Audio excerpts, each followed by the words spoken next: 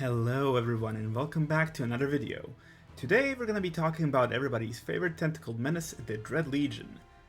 I'm going to be going over all the mechanics in the boss fight as well as the loot table, so let's get right into it, shall we? The Dread Legion is a free-phase boss encounter with some very specific mechanic executions required to actually be able to deal damage to the boss. When you first enter the encounter, you'll be presented with two enemies that are going to be present throughout the rest of the encounter, a Seer and an Immortal Husk. This is essentially a tutorial room that's going to prepare you for what's to come. The Seer will attempt to launch a telegraphed AoE attack and occasional bullets at you while staying as far away as possible, while the Husk will attempt to slash you with melee attacks which will inflict nasty damage with a damage over time effect, so be very careful. The Husks in this fight cannot be killed by normal circumstances. Instead, you will have to kill the Seer, which will then spawn a bomb at its corpse. Walking through the bomb will cause you to pick it up, and it will then start to count down to an explosion. You can pass the bomb to the Husk by hitting it with a melee attack, which will then cause it to start counting down very quickly. The Husk will attempt to run towards you to transfer the bomb back with a hit, however it can be staggered by various attacks, or you can simply sprint away from it until it detonates. After both enemies are dead, the gate will open and you will be able to see the boss on its own platform, as well as a jumping puzzle that will lead you to it. Now this is important. Be careful not to cross this line until you're ready to start the encounter. Otherwise the fight will begin and it will cover the entire floor outside of the arena with gloom, which will take massive amounts of damage to anyone who is not in the boss arena. During the first phase, the boss will occasionally fire a laser in a straight line targeting a random player. Dodge it and focus on killing the Seer so you can get some bombs. After killing 3 Husks, the boss will then enter a broken state and come down from the air. You will now be able to deal damage to it. After the boss's broken state ends, it will get up and do a spin attack in a large radius around itself, so get away from it as soon as possible. If you've managed to daunt the boss to about 75% health, then congratulations, you've now cleared phase 1. If not, then the phase will repeat until you do. Phase 2 begins with the boss retreating into a rift and flying away from the platform. You'll have to run ahead and do another jumping puzzle with disappearing and reappearing platforms to get to the next arena. Once you get across, wait a moment for the boss to approach and then move into the new area to begin phase 2.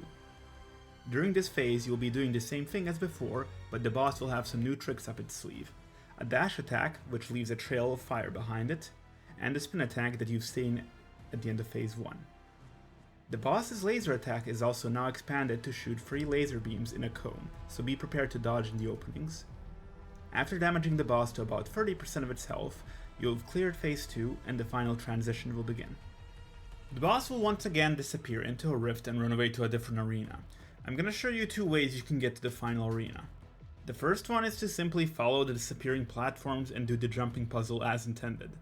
This route will require the use of some of your healing flasks, as you're gonna be taking continuous fire damage until you get to your destination. The second way is through the use of clever game mechanics. You can get on top of the mountain and then just walk over to the last platform while staying in the boss's safe zone. This isn't always going to work and it's most likely going to get patched, but I figured I'd show it off anyway. Once you arrive in the new arena, the final phase will begin. This time there's going to be 5 Husks that you're going to have to kill, and the boss's laser attack will now be spread across the entire tiny arena with a few gaps in between. Once you kill the Husks, the boss will go down into its final broken state and all of the safe zones will disappear. You're going to start taking continuous fire damage from the gloom. If you have a Wingrave in your party, this is a really good moment to use his ultimate, as it's going to allow your team to just focus on dealing damage to the boss.